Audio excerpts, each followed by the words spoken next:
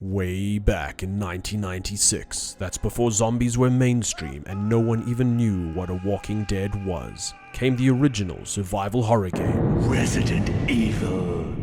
The Reckoning. While the original had some Oscar-worthy acting, Joseph! No! Don't go! and cutting-edge graphics, Stop it! Don't open that door! But Chris is... this recap will focus on the HD remake so we don't get left behind the times. Alright, getting into it. This game takes place in 1998, where you choose to play with either Chris Redfield. that's before he got built on steroids, or Jill Valentine. that's before she dyed her hair and got superpowers.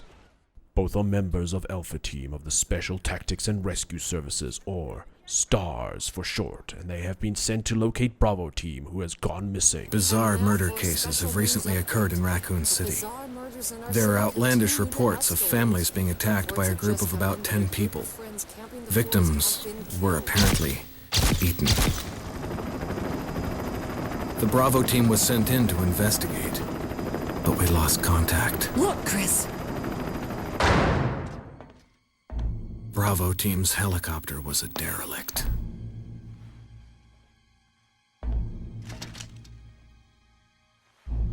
Save for the remaining body of Kevin. Oh no, not Kevin. Seriously, who's Kevin? And it turned into a nightmare.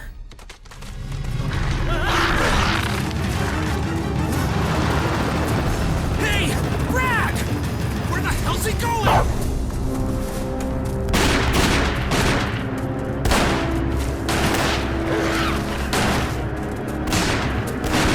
Damn it! Make for that mansion! There are only 3 STARS members left now. Jill, Albert Wesker, and Barry Burton. Not quite your ordinary house, that's for sure. Hey, Wesker, where's Chris? Jill, no! You don't want to go back out there. But we've got to find... What was that? Chris? No. Jill, go and investigate. I'm going with her. Chris and I go back a long way. Alright, you two go. I'll secure this area. With several men down and split up from the others, the squad makes the only logical decision and splits up even more.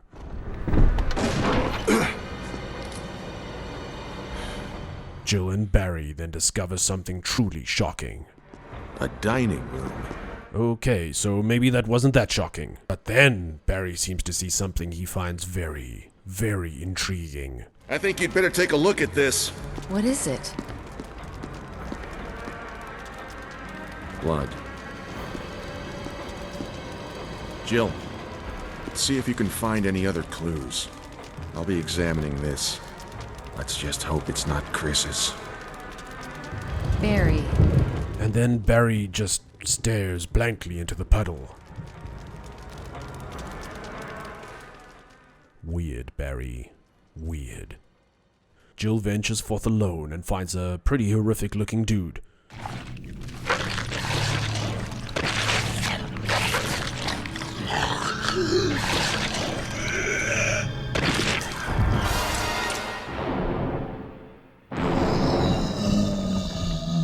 Horrific enough, apparently, that it can even snap Barry out of his blood fetish. Barry! What is it? Look out! It's a monster! Let me take care of it!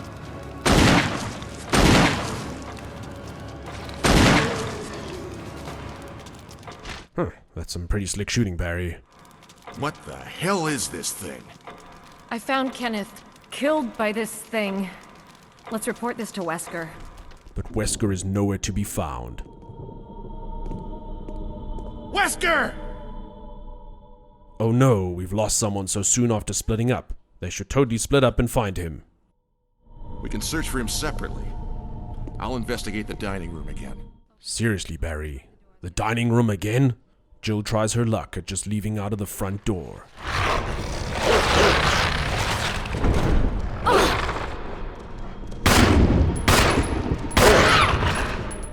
And with that fail, it's time to explore the mansion. Now, when I say explore the mansion, I mean conquer the weird, sick, and twisted domain of whichever depraved individual must have designed such a bizarre living structure, clearly not meant to be inhabited by actual people. Jill is forced to do what I assume are everyday tasks for the unfortunate residents who live here, such as finding keys, opening and closing many, many doors, finding octagonal crests, hexagonal crests, crests shaped like shields, solving puzzles, not solving puzzles, playing the piano, pushing boxes, destroying valuable artwork, surviving death traps, using valuable artwork to survive death traps. We won't even mention draining bathtubs.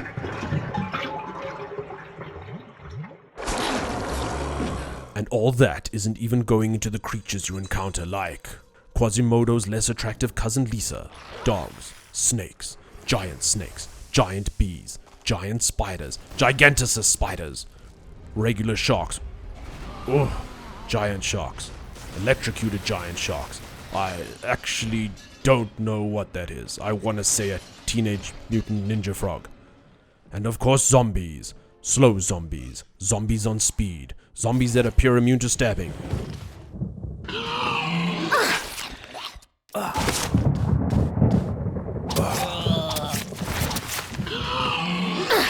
Seriously, dude? Leave me alone! While all this is going on, Barry makes himself useful here and there. Barry? Get me out of here! The door's jammed! Stand back! Grab my hand! That was a close one. A second late, you would have fit nicely into a sandwich. Ho, he's got jokes, that Barry. But the guy also seems more than a little suspicious. No, that wasn't part of our deal. But it's not necessary to destroy stars.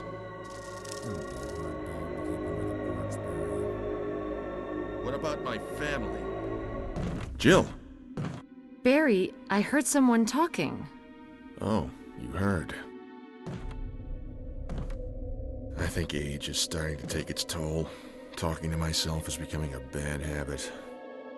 Talking to yourself? You alright? I guess this creepy mansion has gotten to my nerves. Jill runs into another teammate who gets first dibs on her desired small talk topic. Wesker! Jill, so you're safe. That's what I was going to say. I apologize. Jill, our first priority is to get out of here. I agree. I'm counting on you. And then Wesker departs. Again, these STARS members love to split up despite the danger. Speaking of split up STARS members, while all this is going on, Chris is busy finding his own way around this crazy mansion and runs into Rebecca Chambers, who is a Bravo team member who helps him with her medical knowledge. It's me, Chris. Rebecca. Back with Jill, she finds her way into a creepy basement and runs into a surviving Bravo team member of her own. is that you, Jill? Is that voice Enrico's? Yeah? You're alive! Stop! Are you with anybody, Jill? No, but why? The stars are finished. Someone is a traitor. Umbrella set us up. Enrico!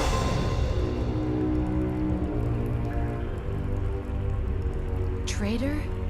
Who? Who indeed? Who indeed? Jill continues to explore the basement and runs into who else? Barry? Thank God you're safe. What the hell is that sound? Barry then does what any courageous man would do. Jill, go check it out. I'll stay here and secure our escape route in case something happens. Sure thing. And then, as can be expected, brave, Barry! bravely runs away. Jill tracks down brave Barry and has some serious words. Jill, you're alive. I was worried, because I thought you were... start talking. Calm down. I didn't want to do it. Believe me, I can explain. Don't lie to me! The chit-chat gets rudely interrupted by Lisa, who looks like she woke up on the wrong side of the bed. Why so cranky, Lisa? And Jill has a choice to make. No time to talk. Jill, hand me my gun. Jill obliges. Thanks, Jill. And while Barry distracts Lisa with his shiny magnum, Jill opens a sarcophagus because, I guess why not? Luckily, it turns out the random sarcophagus contains Lisa's...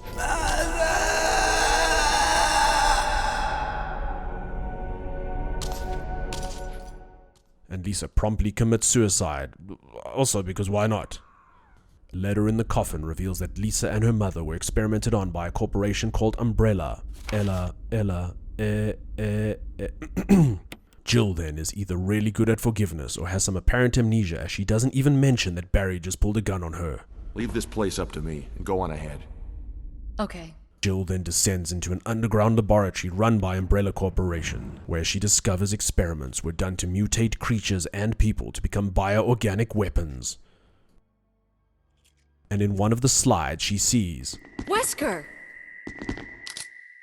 Thank you, Barry. Well, what do you know? Oh, don't blame Barry for everything. I hear that his better half and 2 lovely daughters will be in danger if he doesn't do everything I tell him to. Why eliminate stars? Believe it or not, that's Umbrella's intention. You're just a slave of Umbrella. Smart girl. Barry, go up on the ground and wait there. Barry. You gotta love Barry. He must really be afraid of Umbrella. You and Umbrella took his family. You bastard. Oh! Umbrella? Well, I used some carrots and sticks to cow him, but it had nothing to do with Umbrella.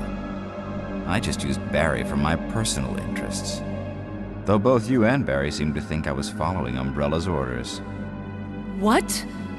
What are you planning? I guess it's time for show and tell.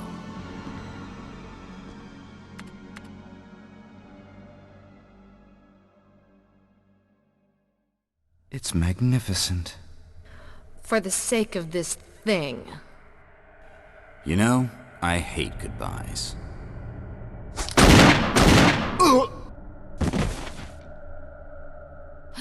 Barry! Forgive me. No, you're not to blame. It's Umbrella and Wesker. Even if it meant my family, I couldn't bear turning my back on my friends again. Shit! Uh-oh.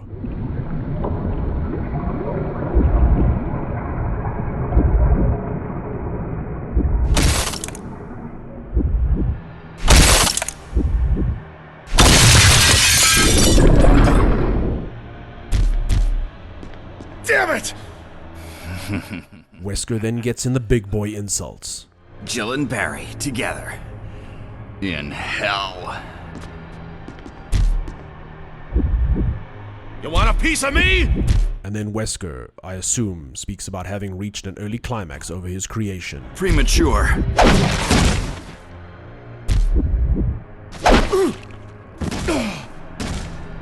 No, Barry! You viral cultured freak! Jill fights the tyrant and realizes that her meager weapons have absolutely no effect on the awesome might of the invincible Wait, never mind, he's down. Wesker, He's gone. first, let's just get out of here. On their way out, Jill finds a prison cell. Chris! You're alive! Of course I'm alive. Now let's get the hell out of here. It's not like we're out of this yet. I'll see you on the outside. Outside. A radio call comes in from the helicopter pilot. This is Brad. I'm running out of fuel. If there's anyone alive, contact me now or just give me a sign. I repeat, this is your last chance. To make matters worse, Wesker has set the entire building to self-destruct. 3 minutes to detonation. Damn it! We're almost there! Ah, the 90s, when everything could self-destruct. Jill alerts the chopper pilot.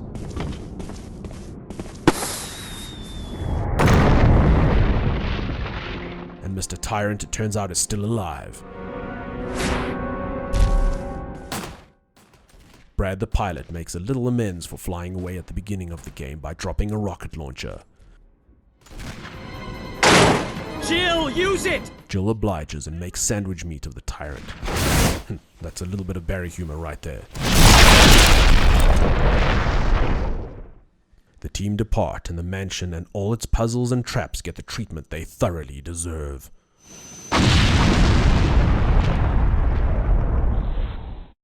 Jill, Chris, Barry, and Rebecca fly into the sunset and live happily ever after. Well, until Resident Evil 3, that is. Hey, thanks for watching. We really hope you've enjoyed this recapping of Resident Evil. Please click subscribe below, like the video, and say hi in the comment section. We'd love to hear from you. Also remember, you can watch live playthroughs on Twitch at the link below, where we can experience the game together and have a laugh. Look forward to it. See you soon.